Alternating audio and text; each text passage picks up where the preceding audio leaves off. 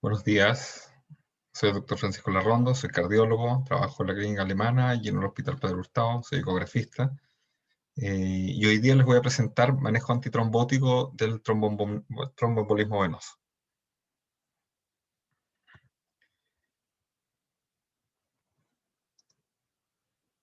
Entonces, como hoja ruta de esta presentación, vamos a hablar de una pequeña introducción, la clasificación, acerca de la anticoagulación, el manejo inicial, la fase de mantención, anticoagulación en cáncer, algo de prevención secundaria, cuándo detener la anticoagulación, conclusiones y algunas perlitas extras. Entonces, como introducción, ¿qué es lo que es el tromboembolismo venoso? De manera simple, es cuando se forma un trombo al interior de una vena. El tromboembolismo venoso, si ustedes lo buscan en la literatura, aparece como PTI y incluye estas dos patologías, la trombosis venosa profunda y la embolía pulmonar. Es un diagnóstico común, ya más o menos 1 millón de personas al año en Estados Unidos em, presentan esta enfermedad y con un riesgo de mortalidad que va del 10 al 30% en un mes en el subgrupo de más riesgo. 25 a 50% de los pacientes tienen algún tipo de secuela o síntomas persistentes secundarios a esta patología. Y genera costos médicos directos al año de más o menos 1,5 billones de dólares. Como clasificación, la clasificación más clásica que conocemos acerca del tromboembolismo venoso y la que todos manejamos es cuando un tromboembolismo lo clasificamos como provocado o no provocado o idiopático. Pero, eh, y así sabemos que los pacientes con una trombosis venosa idiopática tienen un riesgo de recurrencia alto, que puede llegar hasta 30% a 5 años. Ahora, la mayoría de los pacientes tiene en la historia algún tipo de factor, alguna combinación, y hay algún porcentaje pequeño de los pacientes donde no hay nada que nosotros encontremos, pero tenemos que tener harto ahínco y tratar de tomar una muy buena historia para tratar de buscarlo. Sabemos que los pacientes que tienen un factor de riesgo reversible identificado tienen un muy bajo riesgo de recurrencia, menos de 3 por 100 pacientes por año, ¿ya? Y el subgrupo que tiene menos recurrencia son los que tienen factores transitorios quirúrgicos, como haber tenido una cirugía o un trauma. Uno puede tener factores de riesgo transitorios no quirúrgicos, como por ejemplo el uso de estrógeno, el embarazo, haber tenido un vuelo de más de 8 horas o tener una enfermedad médica aguda. También uno puede tener factores de riesgo que son más permanentes, ¿ya? Como el cáncer, la edad avanzada, fragilidad, obesidad, haber tenido un tromboembolismo previo, tener una trombofilia adquirida, ¿ya? O una enfermedad médica crónica. Específicamente hay algunas que pueden producir mucha mayor protrombosis.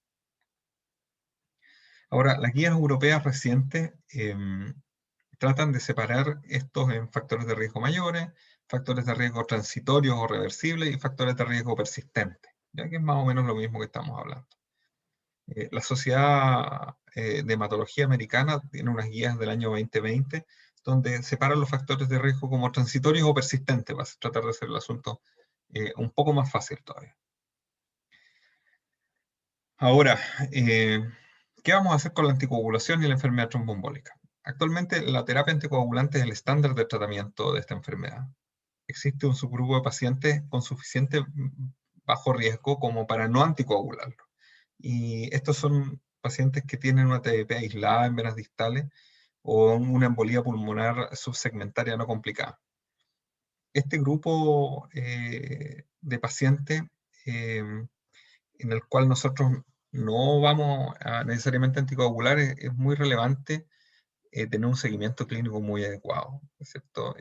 Sabemos que este paciente tiene un bajo riesgo de progresión y recurrencia, pero tenemos que seguirlo clínicamente, un Doppler seriado, que es más o menos uno a la 1 semana, después a la 2.ª semana después del diagnóstico, y si este paciente progresa o no anda bien, se tiene que anticoagular. Ahora, ¿cuáles son los factores de riesgo de progresión de una TDP distal? Que un paciente tenga el dímero elevado, que tenga un trombo extenso, o sea, de más de 5 centímetros, o que tenga múltiples venas involucradas, o un diámetro mayor de 7 milímetros, que sea cercano a venas proximales, por ejemplo, cercano a venas que van sobre la rodilla, que no tenga un factor reversible, claro, que si tiene cáncer activo, historia de TBP previa, o que el paciente esté hospitalizado. Cuando nosotros pensamos en la anticoagulación y la enfermedad tromboembólica, podemos conceptualizar la terapia en tres fases. Ya tenemos una fase de un manejo inicial que puede variar entre 5 a 21 días, en la cual la anticoagulación tiene que ser más intensa. Tenemos una fase que es el tratamiento principal, en la cual tenemos eh, que va a tener una duración que puede variar entre los 3 y los 6 meses.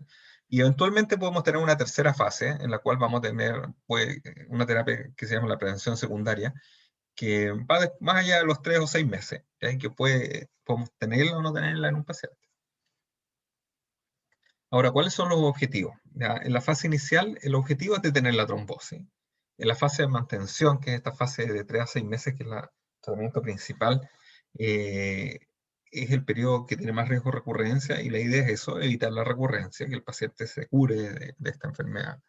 ¿Ya? Y en la prevención secundaria es eh, una fase del tratamiento en la cual sabemos que algunos pacientes se van a beneficiar, y lo interesante es que actualmente tenemos algunas estrategias probadas con dosis bajas de DOAC. Ahora, en la guía hay una representación de estas mismas fases. En la guía aparecen con los nombres de acute, long term o extended, y es un poco confusa la terminología long term. ¿Ya? De hecho, la guía de la Sociedad Americana de Hematología del 2020 cambió los nombres como a manejo inicial, tratamiento principal y terapia de prevención secundaria. Y esto es interesante porque el long term digamos, se confundía con una terapia que fuera como a largo plazo. Ahora, siguiendo conversando acerca de esto, anticoagulación y enfermedad tromboembólica, independiente de la estrategia que nosotros vamos a usar para anticoagular al paciente, lo primero que tenemos que definir es si el manejo que vamos a hacer de nuestro paciente va a ser domiciliario o hospitalizado. Y es interesante porque actualmente existen opciones orales para esta fase inicial, en las cuales nosotros queremos detener la trombosis.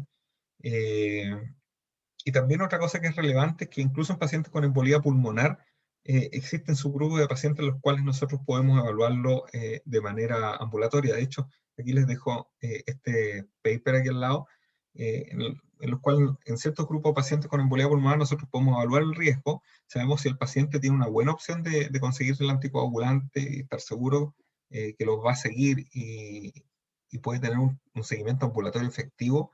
Ya nosotros podemos hacer ciertos scores de gravedad, y por ejemplo, en este caso, en relación a este paper, usaron un score que se llama HISTIA, en el cual, si es que no presenta ninguno de estos factores de riesgo, el paciente podría manejarse de manera ambulatoria sin tener más complicaciones. Por ejemplo, en este otro paper de Annals of Internal Medicine, que también les dejo ahí el doy abajo, se vio que usando el score PESI, los pacientes que tenían score PESI de menos de 64 o incluso entre 65 y 85 podían ser manejados de manera ambulatoria sin que tuvieran una mayor morbilidad. Es por lo menos una cosa que podemos tener en cuenta y que suena interesante. Ahora, en relación al manejo inicial, hablando de la anticoagulación, esto se refiere a los primeros 5 a 21 días de terapia, y son regímenes, como dijimos antes, más intensivos de anticoagulación.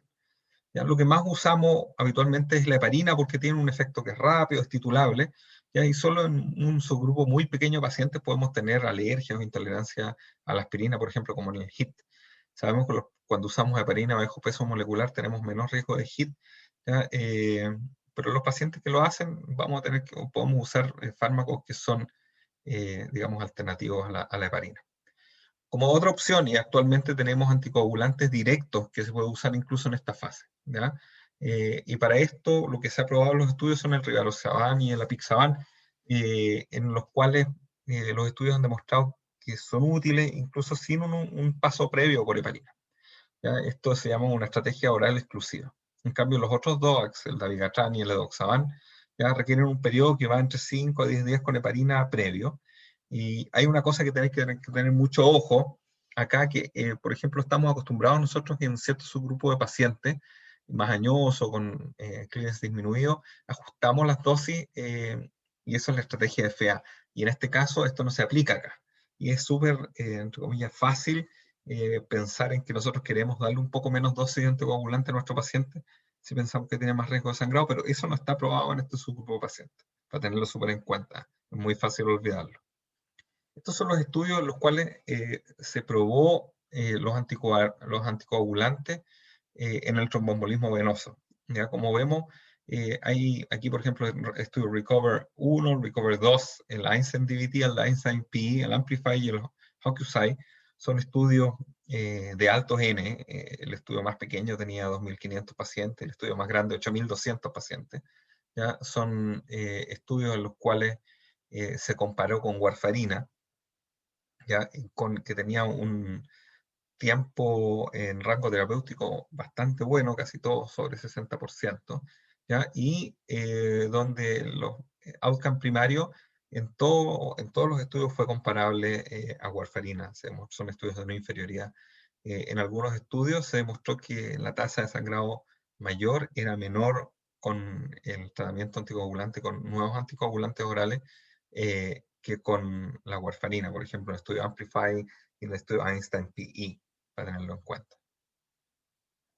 Ahora, pasando a esta fase inicial, después tenemos la fase de tratamiento principal o la fase de mantención, y tenemos como opciones usar estos anticoagulantes directos o los antagonistas de la vitamina K. Los anticoagulantes directos demostraron no inferioridad en relación a la warfarina. ¿Ya? Sus tasas de sangrado mayor fueron similares, ¿ya? Pero como vimos en ciertos subgrupos de pacientes fueron un poquito menos. Y como ventaja, tienen que no tiene este índice terapéutico estrecho, ni la variabilidad de dosis, y eso sí se recomienda monitorizar la función renal. Las guías actuales sugieren usar DOAC cuando es posible. Hay algunos casos que no los vamos a usar, por ejemplo, cuando pacientes tenemos una trombofilia muy importante, como por ejemplo un síndrome antifosfolípido triple positivo, o cuando el precio del uso de los DOAC sea prohibitivo. Pensemos que por esto el paciente no va a usar su tratamiento anticoagulante, en ese caso, mejor de todas maneras usar warfarina, ¿cierto? Cuando se usan para la enfermedad tromboembólica venosa, el dabigatran y el edoxaban, como dijimos antes, requieren 5 a 10 días antes de un paso previo con heparina. Y en este caso, tenemos que tener claro que en este caso no se hace terapia puente con la warfarina como podríamos, por ejemplo, eh, con, bien digo, como lo haríamos con warfarina. ¿Ya? En este caso, por ejemplo, se usa la heparina del día 1 al 5 y el día 6 en adelante nosotros cambiamos una por la otra, cambiamos por NOAC. En ningún momento se traslapan en la terapia.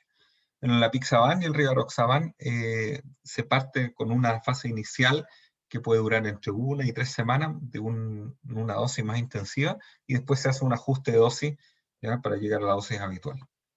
En esta tabla nosotros vemos las dosis de los anticoagulantes orales. La warfarina, como sabemos, se utiliza según un esquema para lograr un INR en rango terapéutico, en este caso entre 2 y 3. ¿Ya?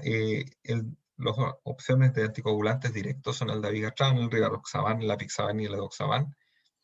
El dabigatran lo usamos en dosis de 150 miligramos 2 veces al día, después de haber pasado un rango de días que puede ir entre 5 o 10 de anticoagulación parenteral. Vamos a tratar de evitarlo en los pacientes, o lo vamos a evitar en los pacientes que tengan clearance de creatinina de menos de 30 ml por minuto. ¿Ya? Y es relevante que los pacientes que están tomando inductores de la glicoproteína P deberían evitar el dabigatran, ¿ya? Y también los pacientes que usan inhibidores de la glicoproteína P con un clearance menor de 50. ¿Ya? El rivaroxaban se usa en dosis de 15 miligramos 2 veces al día por los primeros 21 días, ¿ya? Y después se pasa a una dosis diaria de 20 miligramos. ¿Ya? Uno debería evitarlo en los pacientes con clearance menor de 15 ml por minuto, ¿ya? Y también, como otra consideración, uno debería darlo con comida y evitarlo en los pacientes que tengan, digamos, inhibidores duales, ¿ya? O inductores del CYP3A4, perdón, 3A4, y glicoproteína P.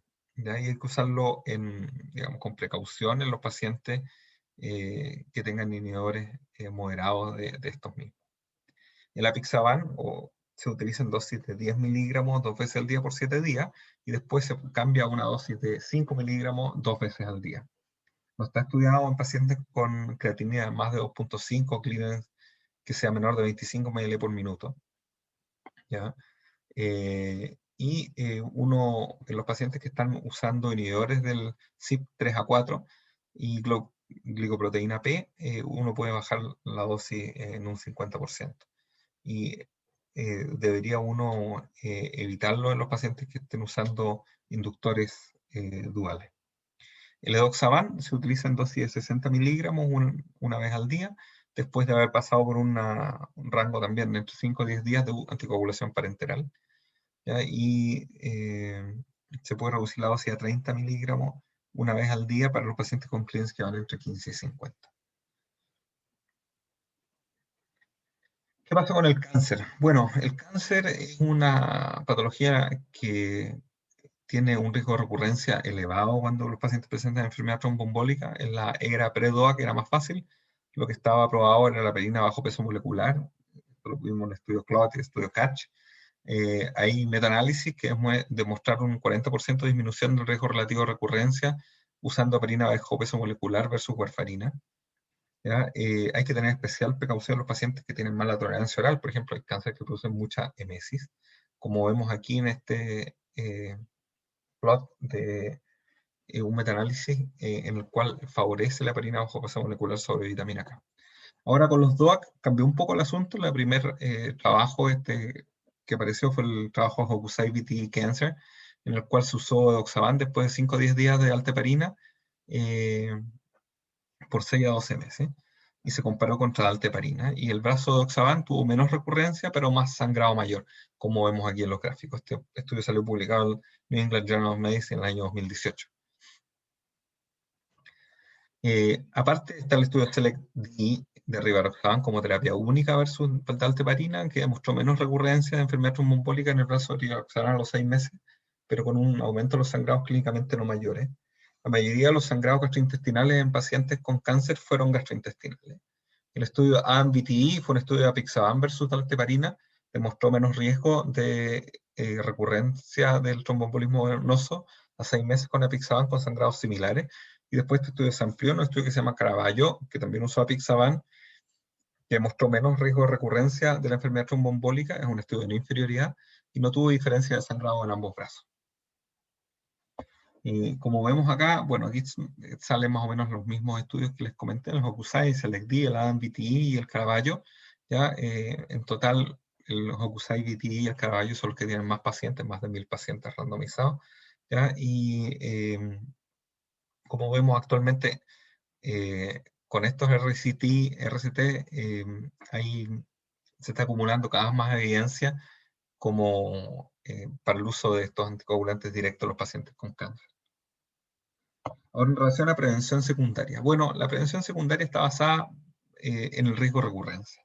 Existen hartos algoritmos para tratar de definir qué pacientes van a tener más recurrencia. Existe, por ejemplo, el algoritmo HERSU-O2, el modelo de Viena, el estudio DASH, y estos tratan de ver que a mayor riesgo de los pacientes, o más DASH score, por ejemplo, van a tener más riesgo de recurrencia. Lo interesante de esto es que probablemente tenemos que elegir alguna manera de evaluarlo y también tratar de definir un poco el riesgo de sangrado para ver qué es lo que pesa más, si es el riesgo de recurrencia de nuestro paciente o el riesgo de sangrado, para saber si es que le damos una anticoagulación extendida. Ya, en este caso, por ejemplo, aquí les puedo mostrar un algoritmo propuesto, por ejemplo, en el cual tenemos una enfermedad tromboembólica venosa o embolía pulmonar y preguntamos, ¿tiene cáncer activo? Y si la respuesta es sí, nos preguntamos, ¿es esta trombosis asociada a un catéter? Y si la respuesta es sí, le damos como mínimo 3 meses de anticoagulación. Si la respuesta es no, le damos como mínimo como 6 meses de anticoagulación. Después, si no tiene un cáncer activo, nos preguntamos, ¿esta enfermedad fue provocada por un factor de riesgo que fue transitorio? Si la respuesta es sí, damos solamente 3 meses de anticoagulación. Si la respuesta es no, nos preguntamos, ¿tiene historia previa de enfermedad tromboembólica? Si la respuesta es sí, vamos a dar una anticoagulación probablemente más extendida. Si la respuesta es no, nos preguntamos, ¿tiene alto riesgo de sangrado? Si la respuesta es sí, como mínimo le vamos a dar 3 meses de anticoagulación. Si la respuesta es no, podemos considerar en este subgrupo de pacientes darle una terapia también más extendida. ¿Ya? ¿Y cómo evaluamos el riesgo de sangrado? Bueno, existen hartos scores también. Aquí les presento un par, por ejemplo, el RIETE o el PT-GLID, que son scores de riesgo de sangrado en pacientes con enfermedad tromboembólica venosa. Y más o menos, si ustedes se fijan, los dos scores utilizan factores de riesgo similares. Incluyen la creatinina, la edad, si tiene o no tiene anemia el paciente, si tiene o no tiene cáncer, ¿ya? Si ha tenido un sangrado reciente. ¿Ya? En el score VT-Bleed, por ejemplo, el sexo masculino, la hipertensión descontrolada, también aumenta el riesgo. Y lo clasificamos como de alto o bajo riesgo, ¿ya? Y en este contexto podemos darle un porcentaje de riesgo de sangrado mayor a los 3 meses. Ahora, existe evidencia ahora de estudios más a largo plazo en esta tercera etapa que dijimos que esta terapia extendida. Ya estos estudios variaron entre 6 y 36 meses. Estudio Remedy, Resonate, Einstein Extended, Amplify Extended y Einstein Choice, en el cual nosotros tratamos de comparar cómo se comportaba esta terapia extendida, ¿ya? Contra warfarina solamente en el estudio Remedy, el resto de los estudios fueron contra placebo, así que se amplifica un poco cuál es este beneficio. Pero, por ejemplo, el estudio Remedy mostró que el outcome primario era similar en dabigatran y warfarina, ya con un riesgo de sangrado que era un poco menor en el dabigatran, pero con un hazard ratio que cortaba el 1. El resto de los estudios, como les dije, fueron comparados contra placebo, así que tienen, obviamente, los pacientes con DOAC mucho menos incidencia de recurrencia que los pacientes con placebo o con aspirina, ya con riesgos de sangrado que no necesariamente fueron muy elevados. De hecho, en el estudio Amplify Extended, el riesgo de sangrado para el placebo fue mayor que el del riesgo de sangrado de la Pixar. Ahora, ¿cuándo detenemos la anticoagulación? Las guías clínicas actuales sugieren no hacer exámenes de rutina, ya por ejemplo no tomar imágenes de control o dímero de manera rutinaria, sino solamente en pacientes seleccionados. Y ahora, con los estudios estos con DOAC en dosis bajas que le mencioné, cambia un poco el esquema, porque si tenemos efectivamente la posibilidad de tener, digamos, disminuir la recurrencia con bajo riesgo de sangrado, nos faltan estudios todavía comparando bien el riesgo-beneficio de en cuánto tiempo, cuánto vamos a dejar de anticoagulación o cuánto lo vamos a cortar en pacientes, sobre todo que ya han tenido una recurrencia. Ahora, en relación al catéter, esto es un tema puntual. La anticoagulación es 3 meses si se retira el dispositivo y no es obligatorio retirar el dispositivo si el dispositivo aún es necesario, si funciona bien y se puede mantener la anticoagulación. Sobre todo pensando en pacientes con cáncer, en los cuales estos pacientes son bastante dependientes de tener un catéter funcional ya para recibir su quimioterapia. Entonces, como en resumen, les puedo decir que cuando uno tiene un paciente con un tromboembolismo venoso, uno primero tiene que determinar cuál es la fase del tratamiento inicial, los primeros 5 a 21 días, tratamiento principal, 3 a 6 meses y un tratamiento eventual de prevención secundaria.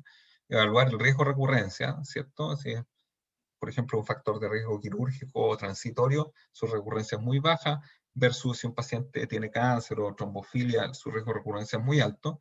Evaluar el riesgo de sangrado, ya si por ejemplo ha tenido sangrado reciente, anemia, disfunción renal, edad, cáncer o usa terapia antiplaquetaria. Y después tenemos que definir cuál es nuestra opción anticoagulante, si vamos a usar un antagonista de la vitamina K o un NOAC, ya si lo vamos a usar para terapia inicial. Acuérdense que solamente tenemos como opción de hacerlo en la Pixaban y en Rivaroxaban, ¿ya? Y si es que lo vamos a usar para terapia primaria, ahí podemos usar cualquiera, ¿ya? Y lo último, la duración de la anticoagulación, si es que vamos a tratar de hacer una terapia extendida o no. Ahora, como en la clínica, al final les puedo decir que han salido publicados datos acerca de tromboembolismo, de complicaciones tromboembólicas venosas en pacientes con COVID, ¿ya? Y es bastante frecuente. Por ejemplo, en pacientes que están hospitalizados en intensivo, pueden tener, digamos, una trombosis arterial mayor o un tromboembolismo venoso hasta en un 35% de los pacientes de UCI versus un 2.6 los pacientes hospitalizados no en la UCI. Y, digamos, eventos adversos cardiovasculares mayores, hasta un 46% de los pacientes en UCI versus un 6% de los pacientes no en UCI. Y tromboembolismo venoso sintomático, un 27% de los pacientes en UCI versus un 2,2% pacientes no en UCI. Y esto es a pesar de que el 85-90% de los pacientes de esta corte estaban con tromboprofilaxis. Ya, estas son las tablas de los datos. Como podemos ver en el riesgo univariado, una de las cosas que da más riesgo es en los pacientes que presentaron distrés respiratorio, ¿ya? Y también, bueno, el dímero de elevado, ¿ya? Son cosas para tener en cuenta. Por último, la última vez que hice esta presentación me preguntaron cuándo es seguro levantar a un paciente con enfermedad o que tiene una TBP. ¿Ya? Y yo encontré este dato de este metaanálisis del Thrombosis Research del año 2008, ¿ya? En el cual salió publicado que el día siguiente de tener una anticoagulación efectiva en el paciente, ya no hay más riesgo de esta deambulación precoz. Como vemos en este plot aquí, bueno, hay algunos subgrupos de pacientes que están ahí un poquito más a la izquierda, otros un poquito más a la derecha de el quedarse en cama o deambular, pero claramente el riesgo parece estar bastante cercano al 1. Y eso es.